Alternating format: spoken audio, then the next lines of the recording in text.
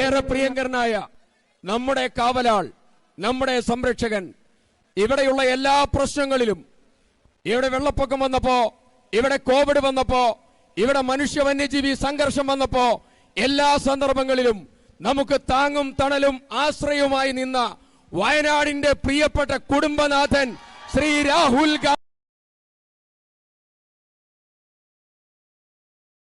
കടന്നുപൂർവം പടിഞ്ഞാറത്തയിൽ നടന്ന ഏറ്റവും വലിയ 10,000 പങ്കെടുത്ത ഈ റോഡ് ഷോയെ അഭിസംബോധന ചെയ്തുകൊണ്ട് സംസാരിക്കാൻ പ്രിയപ്പെട്ട രാഹുൽജിയെ ക്ഷണിക്കുകയാണ്.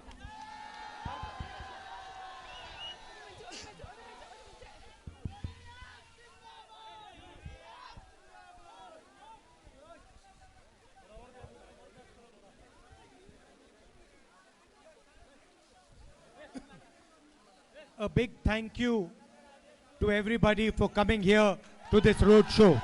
ഈ റോഡ് ഷോയ്ക്ക് വന്നതിന് നിങ്ങൾക്ക് എല്ലാവർക്കും എൻ്റെ ഹൃദയം നിറഞ്ഞ നന്ദി ഞാൻ അറിയിക്കുന്നു. Now you can see that in the crowd here there are thousands of different faces. നിങ്ങൾക്ക് കാണാൻ സാധിക്കും ഈ ജനക്കൂട്ടത്തിൽ ആയിരക്കണക്കിന് വ്യത്യസ്തമായ മുഖങ്ങളുണ്ട്. Thousands of different people with different ideas have come to this road show. ആയിരക്കണക്കിന് ആശയങ്ങളുള്ള, ആയിരക്കണക്കിന് വ്യത്യസ്തമായ ചിന്തകളുള്ള, വ്യത്യസ്തമായ മുഖങ്ങളുള്ള മനുഷ്യരാണ് ഈ റോഡ് ഷോയ്ക്ക് ഇന്ന് ഇവിടെ വന്നു ചേർന്നിരിക്കുന്നത്. Children have come, women have come, men have come, people from different religions, people from different communities, maybe some people who speak different languages, everybody is here. ഇവിടെ പുരുഷന്മാർ വന്നിട്ടുണ്ട്, സ്ത്രീകൾ വന്നിട്ടുണ്ട്, കുട്ടികൾ വന്നിട്ടുണ്ട്, വ്യത്യസ്ത മതങ്ങളിൽ നിന്നുള്ളവർ വന്നിട്ടുണ്ട്, ഒരുപക്ഷെ വ്യത്യസ്ത ഭാഷകൾ സംസാരിക്കുന്നവർ വന്നിട്ടുണ്ട്. അങ്ങനെ വ്യത്യസ്തമായ രീതിയിലുള്ള, വ്യത്യസ്തമായ ആശയങ്ങളുള്ള ആയിരക്കണക്കിന് മനുഷ്യരാണ് ഇന്നത്തെ റോഡ് ഷോയിൽ പങ്കെടുക്കാൻ ഇവിടെ വന്നിട്ടുള്ളത്. Flowers, you see all the different flowers, and all the flowers together make the bouquet beautiful. ഇതേ രീതിയിൽ നിങ്ങൾ അനേകം തരത്തിലുള്ള പുഷ്പങ്ങൾ, പല നിറത്തിലും രൂപത്തിലുമുള്ള അനേക പുഷ്പങ്ങൾ ഒരു ബൊക്കയിലേക്ക് നോക്കുമ്പോൾ ഈ പല വിധത്തിലുള്ള പുഷ്പങ്ങൾ ചേർന്നാണ് ഒരു ബൊക്കയെ മനോഹരമാക്കുന്നത്. അതുപോലെയാണ് വിവിധ തരത്തിലുള്ള ആളുകൾ ഇന്നിവിടെ വന്നു ചേർന്നിരിക്കുന്നത്. Each human being who's come here has something special about them. ഇവിടെ വന്നിട്ടുള്ള ഓരോ വ്യക്തിക്കും, ഇവിടെ വന്നിട്ടുള്ള ആയിരക്കണക്കിന് ഓരോ വ്യക്തിക്കും സവിശേഷമായ എന്തോ ഒന്ന് ഇവിടെയുള്ള ഓരോ മനുഷ്യനുമുണ്ട്. Even people who are weak or having real difficulty, have some skill, some specialty. എല്ലാവർക്കും, ബുദ്ധിമുട്ടുള്ള മനുഷ്യർക്ക് പോലും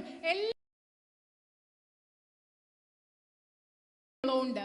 Like today when ഇന്ന് വരുന്ന വഴി ഒരു ചെറിയ പെൺകുട്ടിയെ, വീൽ ചെയറിലുള്ള ഒരു പെൺകുട്ടിയെ ഞാൻ കണ്ടു. And I went and spoke to her. She was not well. ഞാൻ ഇന്ന് ആ പെൺകുട്ടിയോട് സംസാരിച്ചു, വീൽ ചെയറിലുള്ള പെൺകുട്ടിയോട് സംസാരിച്ചപ്പോൾ ആ പെൺകുട്ടിക്ക് സുഖമില്ലാതിരിക്കുകയായിരുന്നു. And she was paralyzed.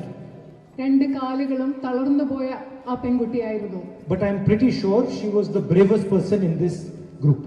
പക്ഷെ എനിക്ക് നല്ല ഉറപ്പുണ്ട്, അത്രയും പേരുടെ ആ ജനക്കൂട്ടത്തിൽ ഏറ്റവും ധൈര്യമുള്ളത് ആ പെൺകുട്ടിക്കായിരുന്നു എന്ന് എനിക്ക് ഉറപ്പുണ്ട്. she could not walk, but she was smiling. ആ പെൺകുട്ടിക്ക് നടക്കാൻ പറ്റുമായിരുന്നില്ല, പക്ഷെ അവൾ പുഞ്ചിരിക്കുകയായിരുന്നു. So in that way, every perspective is important. ആ അർത്ഥത്തിൽ നോക്കുകയാണെങ്കിൽ ഈ രാജ്യത്തെ എല്ലാ കാഴ്ചപ്പാടും, എല്ലാ ചിന്തയും, എല്ലാ ആശയവും പ്രധാനപ്പെട്ടതാണ്. Every experience is important. ഓരോ അനുഭവവും പ്രധാനപ്പെട്ടതാണ്. And every experience has a different perspective. ഓരോ അനുഭവവും നമുക്ക് നൽകുന്നത് വ്യത്യസ്തമായ ഒരു കാഴ്ചപ്പാടാണ്. You talk to a farmer, he has a different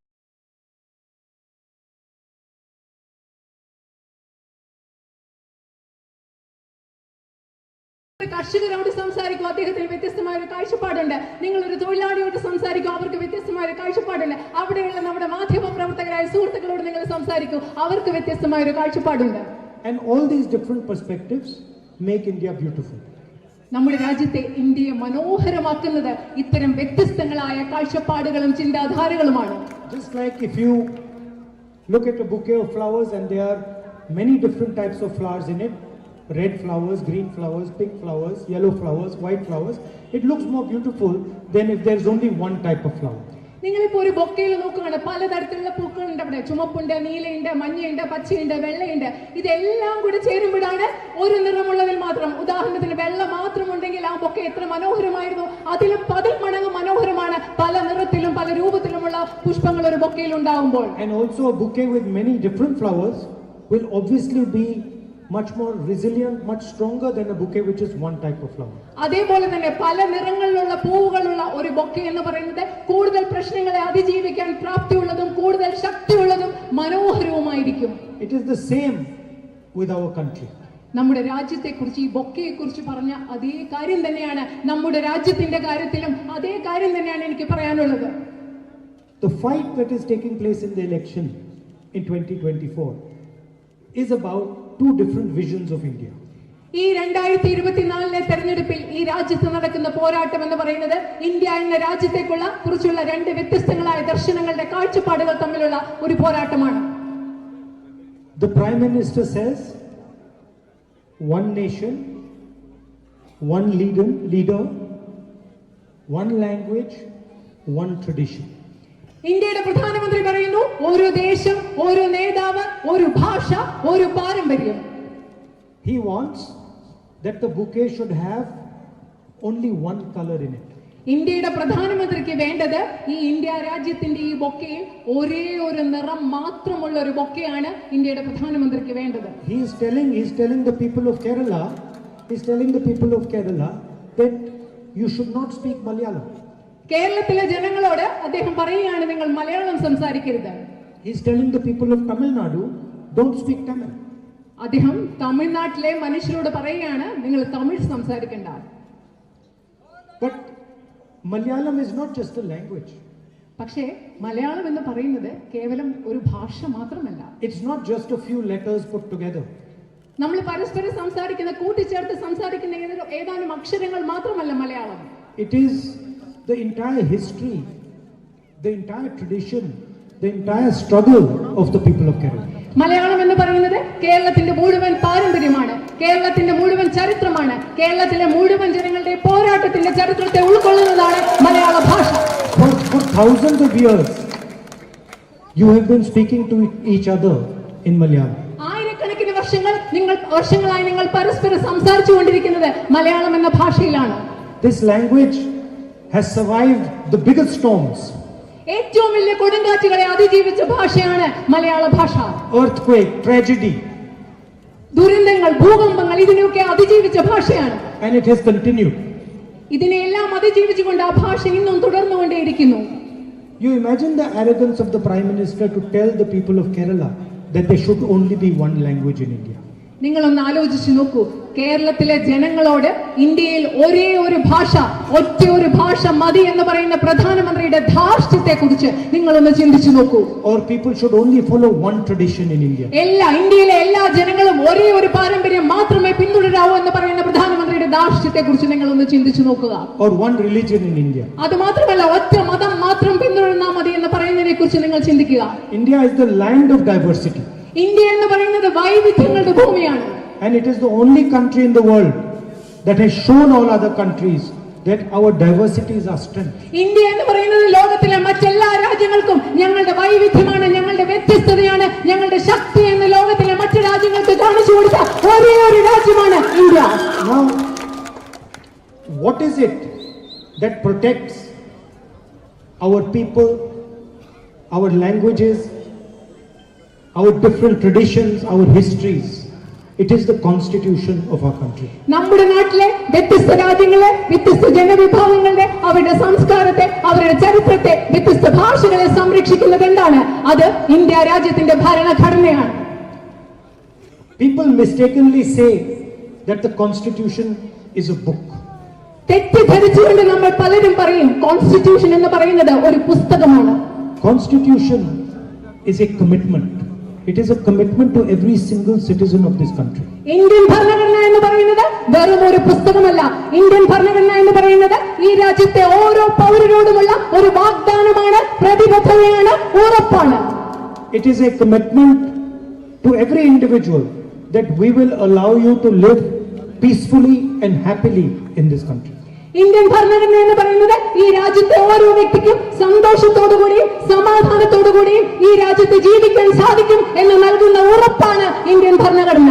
And when the BJP MPs say that they will change the constitution of our country, they are insulting the intelligence of every single Indian.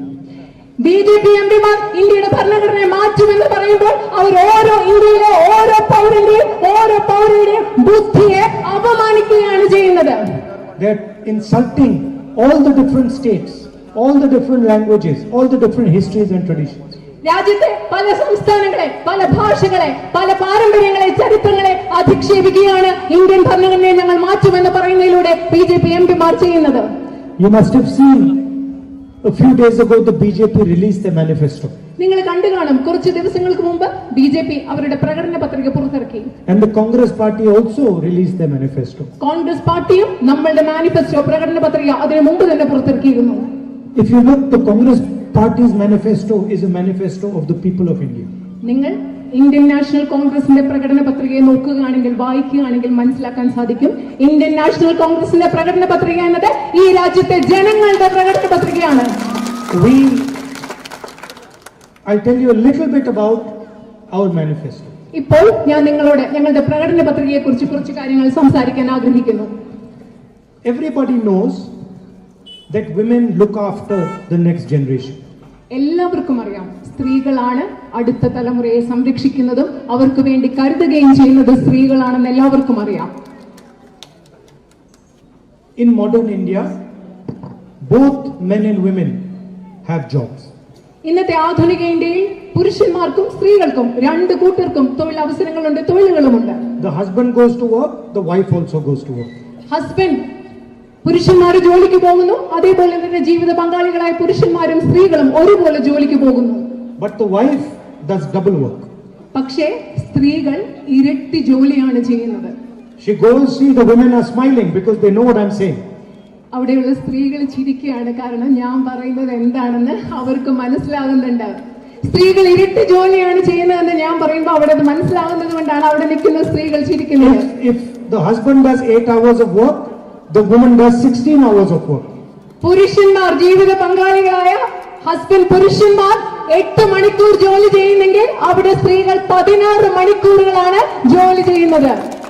This is a secret of every single Indian household. ഞാൻ ഈ പറഞ്ഞത് ഇന്ത്യയിലെ ഓരോ വീട്ടിലെ രഹസ്യമാണ് ഞാനിപ്പോ നിങ്ങളോട് പറഞ്ഞത്. So we have recognized this in the Congress manifesto. ഇന്ത്യയുടെ പ്രകടന പത്രികയിൽ ഈ യാഥാർത്ഥ്യം ഞങ്ങൾ ഉൾക്കൊള്ളുകയും അംഗീകരിക്കുകയും ചെയ്തിട്ടുണ്ട്. And we have decided that we want to compensate Indian women for this extra work that they are doing for the future. ഞങ്ങൾ തീരുമാനിച്ചു, ഇന്ത്യയിലെ സ്ത്രീകൾ ചെയ്യുന്ന ഈ ഇരട്ടി ജോലിക്ക് വേണ്ട നഷ്ടപരിഹാരം അവർക്ക് നൽകണമെന്ന് ഇന്ത്യൻ നാഷണൽ കോൺഗ്രസ് ഞങ്ങളുടെ പ്രകടന പത്രികയിലൂടെ തീരുമാനിച്ചു. So we have committed 3 things to them. ഇന്ത്യയിലെ സ്ത്രീകൾക്ക് ഞങ്ങൾ 3 വാഗ്ദാനങ്ങളാണ് ഉറപ്പു നൽകുന്നത്. The first thing is that we are going to make a list of every single poor household in the country. ആദ്യത്തെ കാര്യം എന്ന് പറഞ്ഞാൽ ഈ രാജ്യത്തെ ഓരോ ദരിദ്ര കുടുംബത്തിന്റെയും ഒരു പട്ടിക ഞങ്ങൾ തയ്യാറാക്കാൻ പോകുകയാണ്. Every single house below the poverty line, we are going to make a list of the people. ദാരിദ്ര്യരേഖയ്ക്ക് താഴെയുള്ള ഓരോ വീടിന്റെയും ഒരു പട്ടിക ഞങ്ങൾ ഉണ്ടാക്കാൻ പോകുകയാണ്. And then we will choose one woman in each poor family in India.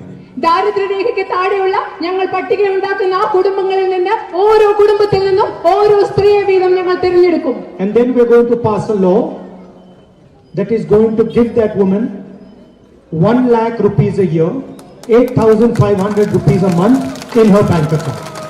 ഈ ഓരോ കുടുംബത്തിലെയും ഓരോ ദരിദ്രരായ സ്ത്രീയെ തിരിച്ചതിന് ശേഷം ഞങ്ങൾ നിയമം അനുശാസിക്കുന്നതനുസരിച്ച് ഈ ഓരോ സ്ത്രീക്കും മാസം 8,500 രൂപ വീതം 1 ലക്ഷം രൂപ ഈ സ്ത്രീയുടെ ബാങ്ക് അക്കൗണ്ടിലേക്ക് നിക്ഷേപിക്കുന്ന ഒരു നിയമം കൊണ്ടുവരുമെന്ന് ഇന്ത്യൻ നാഷണൽ കോൺഗ്രസ് ഉറപ്പു നൽകുന്നു. Of course, that money will be spent for the family, but it will go into the woman's bank account. തീർച്ചയായിട്ടും ഈ കൊടുക്കുന്ന പൈസ കുടുംബത്തിന് വേണ്ടിയായിരിക്കും ചെലവാക്കുന്നത്, പക്ഷേ ഈ പൈസ പോകുന്നത് സ്ത്രീയുടെ bank അക്കൗണ്ടിലേക്കായിരിക്കും. Then we've also said that we want to transform our government offices and our public sector units. അത് മാത്രമല്ല ഞങ്ങൾ പറഞ്ഞിട്ടുണ്ട്, ഞങ്ങളുടെ ഗവൺമെന്റ്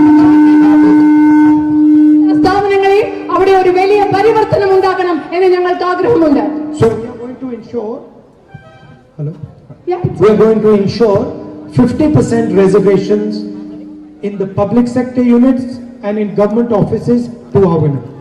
അതുമാത്രമല്ല, ഇന്ത്യയിലെ സ്ത്രീകൾക്ക് നമ്മുടെ ഗവൺമെന്റ് ഓഫീസുകളിലും പൊതുമേഖലാ സ്ഥാപനങ്ങളിലും ജോലികളിൽ 50% സംവരണങ്ങൾ ഞങ്ങൾ ഉറപ്പു നൽകാൻ പോകുന്നു. And for the Ashas and Anganwadi women, we are going to double their wages. അതുമാത്രമല്ല, നമ്മുടെ നാട്ടിലെ ആശാ പ്രവർത്തകർക്കും അംഗൻവാടി പ്രവർത്തകരുടെയും വരുമാനം, വേതനം ഞങ്ങൾ ഇരട്ടിയാക്കാൻ പോകുകയാണ്. So you can see how we are targeting all sections. We are targeting poor women, we are targeting women who are working, we are also targeting women who are in government, who are in the middle class. നിങ്ങൾ മനസ്സിലാക്കണം, ഞങ്ങൾ സ്ത്രീകൾ എന്ന് പറയുമ്പോൾ എല്ലാ വിഭാഗത്തിൽപ്പെട്ട സ്ത്രീകളെയും, ദരിദ്രരായ സ്ത്രീകളെ, ജോലി ചെയ്യുന്ന സ്ത്രീകളെ, ഗവൺമെന്റിന്റെ ഭാഗമായി പ്രവർത്തിക്കുന്ന സ്ത്രീകളെ, വിദ്യാസമ്പന്നരായ സ്ത്രീകളെ എല്ലാവരെയും ഉന്നം വെച്ചുകൊണ്ടാണ് പ്രകടന പത്രികയിൽ ഞങ്ങളുടെ പദ്ധതികൾ ഞങ്ങൾ തയ്യാറാക്കിയിട്ടുള്ളത്. Now everybody knows that Mr. Narendra Modi, through demonetization and a flawed GST and the Agniveer scheme, has destroyed employment in India. എല്ലാവർക്കും അറിയാം, നരേന്ദ്രമോദി നോട്ട് നിരോധനത്തിലൂടെ, വികലമായ ഒരു GST-യിലൂടെ, ചരക്ക് സേവന നികുതിയിലൂടെ, അതുപോലെ അഗ്നിപഥ് പദ്ധതിയിലൂടെ ഈ രാജ്യത്തെ തൊഴിലവസരങ്ങൾ നഷ്ടമാക്കി എന്നത് എല്ലാവർക്കും അറിയാം. So, to fight unemployment, as soon as we come to power, we are going to go back to the original recruitment system of the army and we are going to scrap the Agniveer scheme. അതുകൊണ്ട് ഈ രാജ്യത്തെ തൊഴിലില്ലായ്മ നേരിടുന്നതിന് വേണ്ടി അധികാരത്തിൽ വന്നാൽ ഉടൻ തന്നെ അഗ്നിപഥ് സ്കീമിനെ റദ്ദാക്കിക്കൊണ്ട് മുൻപുണ്ടായിരുന്ന റിക്രൂട്ട്മെന്റ്, ആർമിയിലെ റിക്രൂട്ട്മെന്റിലേക്ക്, നിയമന നടപടികളിലേക്ക് ഞങ്ങൾ തിരിച്ചു പോകുന്നതായിരിക്കുമെന്ന് ഞങ്ങൾ ഉറപ്പ് നൽകുന്നു. Today you have 5 different bands of GST, complicated GST, a GST which allows extortion. We are going to simplify the GST and we're going to have just one band of GST. ഇപ്പോൾ ഉള്ള GST, ചരക്ക് സേവന നികുതി എന്ന് പറയുന്ന 5 ബാൻഡുകളുണ്ട്. അതുപോലെ ജനങ്ങളെ കൊള്ളയടിക്കുന്ന ഒരു നികുതിയാണ്, അതുപോലെ അതിസങ്കീർണമായ ഒരു നികുതിയാണ്. ഞങ്ങൾ അധികാരത്തിൽ വന്നാൽ ചരക്ക് സേവന നികുതി വളരെയധികം ലളിതമാക്കും എന്ന് ഞങ്ങൾ ഉറപ്പു നൽകുന്നു. Then we studied how many vacancies are there in the Indian government and we found that there are 30 lakh jobs that should be filled but Modi is not filling. അത് മാത്രമല്ല, ഈ രാജ്യത്തെ എത്രമാത്രം തൊഴിലവസരങ്ങളുണ്ട്, എത്രമാത്രം വേക്കൻസികൾ, ഒഴിവുകൾ നികത്താതെ കിടപ്പുണ്ടെന്ന് ഞങ്ങൾ പഠിച്ചു. ഈ രാജ്യത്ത് നരേന്ദ്രമോദി നികത്താൻ, ആളുകളെ എടുക്കാൻ തയ്യാറാകാത്ത 30 ലക്ഷത്തിലധികം ഒഴിവുകൾ, തൊഴിലവസരങ്ങൾ ഈ നാട്ടിൽ നിന്ന് നിലവിലുണ്ട്. So we are going to give those 30 lakh jobs to the youngsters of our country. ആ 30 ലക്ഷത്തിലധികം തൊഴിലവസരങ്ങൾ, നരേന്ദ്രമോദി യുവജനങ്ങൾക്ക് നൽകാത്ത 30-ലധികം തൊഴിലവസരങ്ങൾ ഈ നാട്ടിലെ യുവജനങ്ങൾക്ക് നൽകുമെന്ന് ഇന്ത്യൻ നാഷണൽ കോൺഗ്രസ് ഉറപ്പ് നൽകുന്നു. Finally, poor people, whenever they got a government job or they get a job with the PSU, they get it under contract labor. ഇത് മാത്രമല്ല നമ്മുടെ നാട്ടിലെ ചെറുപ്പക്കാർക്ക് അവസാനം ഒരു ജോലി കിട്ടിയാലോ പലപ്പോഴും കിട്ടുന്ന ജോലി കോൺട്രാക്ട് ജോലികളാണ്, കരാർ നിയമനങ്ങളാണ് പൊതുമേഖലാ സ്ഥാപനങ്ങളിൽ നമ്മുടെ യുവജനങ്ങൾക്ക് പലപ്പോഴും ലഭിക്കുന്നത്. They have no job security and they can be fired from one day to another. അവർക്ക് ഒരു തൊഴിൽ സുരക്ഷിതത്വമില്ല. ഒരു ദിവസം കൊണ്ട് വേണമെന്ന് വെച്ചാൽ അവരെ ഈ കരാർ ജോലികളിൽ ജോലിയിൽ നിന്ന് പിരിച്ചുവിടാൻ സാധിക്കും. And so we are not going to continue with contract labor. We are going to make sure that the jobs, government jobs that are given are based on long-term permanent contracts and pension and other facilities are given to the people who get these jobs. ഞങ്ങൾ നിങ്ങൾക്ക് ഒരു ഉറപ്പ് കൂടി നൽകുന്നു. ഈ നാട്ടിലെ തൊഴിലവസരങ്ങൾ യുവജനങ്ങൾക്ക് നൽകുമ്പോൾ ഞങ്ങൾ നൽകുന്ന തൊഴിലുകൾ ഗവൺമെന്റ് ജോലികൾ, കരാർ ജോലികളല്ല, മറിച്ച് സ്ഥിര നിയമനങ്ങളായിരിക്കും. അതിന്റെ ഭാഗമായി പെൻഷനും മറ്റ് സാമൂഹ്യ സുരക്ഷയും യുവജനങ്ങൾക്ക് ഉറപ്പാകുമെന്ന് ഉറപ്പ് നൽകുന്നു. Now, the children of rich families, before they go to work, they do apprenticeships. ഇന്ന് നമുക്ക് സംഭവിക്കുന്നത് അറിയാം. ധാരാളം പൈസയുള്ള വീടുകളിലെ കുട്ടികൾ അവർ പഠിച്ചിറങ്ങിയ ശേഷം അവർക്ക് അപ്രന്റീസ്ഷിപ്പിന് അഥവാ തൊഴിൽ പരിശീലനത്തിന് പോകാൻ ധാരാളം അവസരങ്ങളുണ്ട്. Before they get a permanent job, they go for 3 months, 6 months, 1 year to private companies, to government offices, and they get a apprenticeship which is a temporary job. അവർക്കൊരു സ്ഥിര ജോലി കിട്ടുന്നതിന് മുമ്പ് അവർ ചിലപ്പോൾ സ്വകാര്യ കമ്പനികളിൽ പോകുന്നു, ഗവൺമെന്റ് ജോലികളിൽ പോകുന്നു, ചിലപ്പോൾ 3 മാസത്തേക്കാകാം, 6 മാസത്തേക്കാകാം, 1 വർഷത്തേക്കാകാം. അതുപോലെ അവർക്ക് അവിടെ തൊഴിൽ പരിശീലനത്തിനുള്ള ഒരു സർട്ടിഫിക്കറ്റ് കിട്ടുന്നു. അവർക്ക് അത് അവരെ പെർമനന്റ് ജോലി, സ്ഥിര ജോലി കിട്ടുന്നതിന് അവരെ സഹായിക്കുകയും ചെയ്യും. They get trained and they get paid for this. അവർക്ക് പരിശീലനവും ലഭിക്കുന്നു. അത് മാത്രമല്ല ഈ പരിശീലന കാലത്ത് അവർക്ക് അതിന് ശമ്പളവും ലഭിക്കുന്നു. But poor youngsters do not have this opportunity. പക്ഷേ നമ്മുടെ നാട്ടിലെ ദരിദ്രരായ ചെറുപ്പക്കാർക്ക് ഈ അവസരങ്ങൾ ലഭിക്കുന്നതേയില്ല. They do not have the connections to get these apprenticeships. ഇതുപോലെയുള്ള തൊഴിൽ പരിശീലനം, അപ്രന്റീസ്ഷിപ്പ് സാധ്യതകൾ കിട്ടാനുള്ള ബന്ധങ്ങളൊന്നും നമ്മുടെ നാട്ടിലെ ദരിദ്രരായ ചെറുപ്പക്കാർക്കില്ല. So we are passing a right to apprenticeship law. ഇത് മനസ്സിലാക്കിക്കൊണ്ട് ഈ രാജ്യത്തെ തൊഴിൽ ചെറുപ്പക്കാർക്ക് വേണ്ടി അവർക്ക് തൊഴിൽ അവസരം ലഭ്യമാക്കുന്നതിന് വേണ്ടി തൊഴിൽ പരിശീലനത്തിലുള്ള ഒരു അവകാശം നിയമമാക്കുന്ന ഒരു നിയമം ഞങ്ങൾ നടപ്പിൽ വരുത്താൻ പോകുന്നു. This is a revolutionary idea, and what it means is that any youngster who has a diploma, who has a university degree, who has a college degree, has the right to get an apprenticeship. ഇത് വിപ്ലവാത്മകരമായ ഒരു നിയമമാണ്. എന്താ? നമ്മുടെ രാജ്യത്തെ ഒരു diploma ഉള്ള, അല്ലെങ്കിൽ ഒരു കോളേജിലെ ബിരുദമുള്ള, അല്ലെങ്കിൽ ഒരു സർവകലാശാലയിലെ ബിരുദമുള്ള ഒരു യുവജനതയ്ക്ക്, ഒരു യുവാവിനോ യുവതിക്കോ തൊഴിൽ പരിശീലനം അവകാശമാക്കുന്ന വിപ്ലവകരമായ ഒരു നിയമമാണ് ഞങ്ങൾ കൊണ്ടുവരാൻ പോകുന്നത്. So he will get 1 year employment, he will get training, or he or she will get 1 year employment, 1 year training, and 1 lakh rupees for the year. അത് മാത്രമല്ല ഈ വ്യക്തിക്ക് 1 വർഷത്തെ പരിശീലനം ലഭിക്കും, 1 വർഷത്തെ ശമ്പളം ലഭിക്കും. അതുപോലെ തന്നെ ഇവർക്ക് രണ്ടുപേർക്കും വേണ്ട പരിശീലനവും തൊഴിലും ലഭിക്കും 1 വർഷത്തേക്ക്. And every single youngster with a diploma or a university degree will get this as a right. The government will not be able to refuse this. അത് മാത്രമല്ല ഈ രാജ്യത്തെ ഡിപ്ലോമയോ ഡിഗ്രിയോ ഉള്ള ഏതൊരു യുവാവിനും യുവതിക്കും ഇതൊരു അവകാശമായി ലഭിക്കും. ഈ ഒരു അവകാശമായി സമീപിക്കുമ്പോൾ ഗവൺമെന്റിന് ഇത് ഒരിക്കലും നിരസിക്കാൻ സാധിക്കാത്ത ഒരു അവകാശമായി ഇത് ഇവിടെ നടപ്പിൽ വരും. This is going to provide millions of trained youngsters to our companies, to our government offices. ഈ പദ്ധതിയിലൂടെ രാജ്യത്തിൽ ലക്ഷക്കണക്കിന് പരിശീലനം നേടിയ യുവതി യുവാക്കളെ നമ്മുടെ രാജ്യത്തെ പ്രൈവറ്റ് കമ്പനികൾക്കും ഗവൺമെന്റ് സ്ഥാപനങ്ങൾക്കും ഈ പദ്ധതിയിലൂടെ നമുക്ക് ലഭ്യമാക്കാൻ സാധിക്കും. And at the same time, they will all get 1 lakh rupees, 8,500 rupees a month in their bank account. അത് മാത്രമല്ല എല്ലാവർക്കും 1,08,500 രൂപ അവരുടെ ബാങ്ക് അക്കൗണ്ടിൽ ലഭിക്കുകയും ചെയ്യും. So look at the detail into which we went. നിങ്ങൾ അതുകൊണ്ട് ശ്രദ്ധിക്കുക, ഞങ്ങളുടെ പ്രകടന പത്രിക പുറത്തിറക്കിയപ്പോൾ എത്രമാത്രം വിശദാംശങ്ങളിലേക്കാണ് ഇന്ത്യൻ നാഷണൽ കോൺഗ്രസ് കടന്നുപോയതെന്ന് നിങ്ങൾ ശ്രദ്ധിക്കുക. Thousands of people were asked, what do you want in the Congress manifesto? Congress മാനിഫെസ്റ്റോയിൽ, ഇന്ത്യൻ നാഷണൽ കോൺഗ്രസിന്റെ പ്രകടന പത്രികയിൽ നിങ്ങൾക്ക് എന്താണ് വേണ്ടതെന്ന് ഞങ്ങൾ ഇന്ത്യയിലെ ആയിരക്കണക്കിന് മനുഷ്യരോട് ചോദിച്ചു. We gave something to farmers, something to laborers, something to women, something to youngsters. ഞങ്ങൾ കർഷകർക്ക്, തൊഴിലാളികൾക്ക്, സ്ത്രീകൾക്ക്, യുവജനങ്ങൾക്ക് അവർക്കൊക്കെ ആവശ്യമുള്ള കാര്യങ്ങൾ ഞങ്ങളുടെ പ്രകടന പത്രികയിൽ നൽകുന്നുണ്ട്. And what was the promise of the BJP manifesto? നിങ്ങൾ ആലോചിക്കുക, എന്തായിരുന്നു ബിജെപിയുടെ പ്രകടന പത്രികയിലെ വാഗ്ദാനം? We will get the Olympic Games to India and we will send a man to the moon.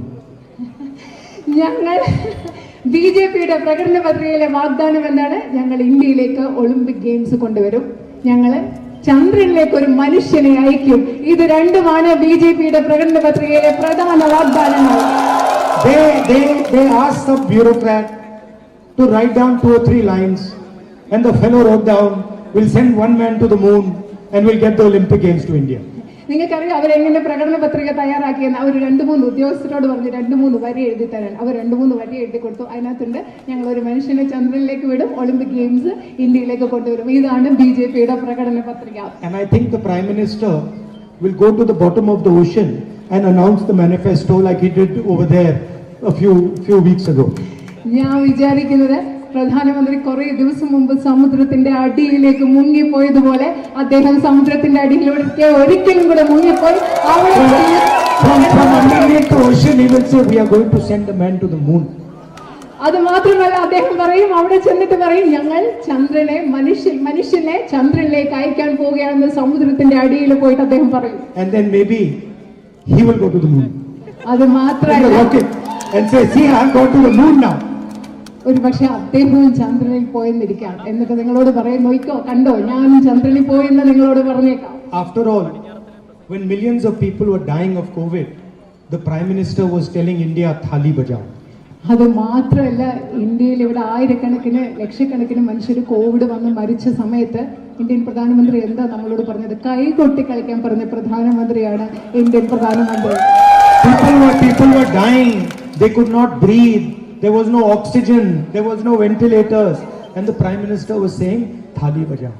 ഇന്ത്യയിലെ ജനങ്ങൾക്ക് അവർ മരിക്കുകയായിരുന്നു, ഓക്സിജൻ ഇല്ല, വെന്റിലേറ്റർ ഇല്ല. ആ സമയത്ത് ഇന്ത്യയുടെ പ്രധാനമന്ത്രി നമ്മളോട് പറയാ കൈ കൊട്ടിക്കോളൂ.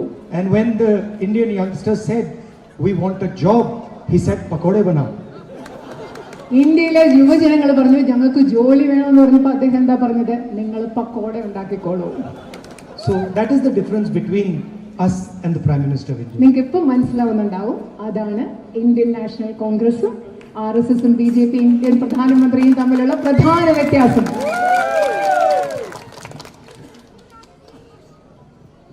I'm aware that there is a alternative road in Pozithod that you have been trying to build for a very long time. എനിക്കറിയാം നിങ്ങൾ ഇവിടെ ഒരു ബദൽ റോഡ് ഉണ്ടാക്കാൻ ശ്രമിച്ചുകൊണ്ടിരിക്കുകയാണ്. Padinathara Pozithod. Padinyara Pozithod.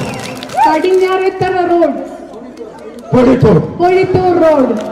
It's a road that you have been working on for some time, and we will try and make sure that this road is completed very quickly. നിങ്ങൾ ഈ road പൂർത്തിയാക്കാൻ കുറെ നാളുകൾ കൊണ്ട് ശ്രമിക്കുകയാണ്. ഈ റോഡിന്റെ നിർമ്മാണം പൂർത്തിയാക്കുമെന്ന് ഞാൻ ഉറപ്പ് നൽകുന്നു. അതിനുവേണ്ടി നമ്മൾ ശ്രമിക്കും. Thank you very much. വളരെ Namaskar. Namaskara.